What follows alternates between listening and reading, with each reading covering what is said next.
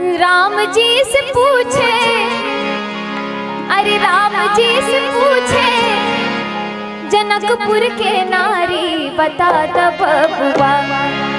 भगवान राम जब हमारे यहाँ, मैं मिथिला की रहने वाली हूँ, बिहार में मधुबनी, वहाँ मेरा घर है। तो भगवान राम हमारे यहाँ पर पाहुन बन करके आते हैं, दूल्हा बन करके आते हैं। तो दूल्हा का किस प्रकार सत्कार करते हैं, हमारे यहाँ बहुत रोचक चीजें होती हैं, बड़े रोचक प्रश्न भी पूछे जाते हैं भगवान राम से। तो ये गीत जो है वही कुछ दर्शा रहा है।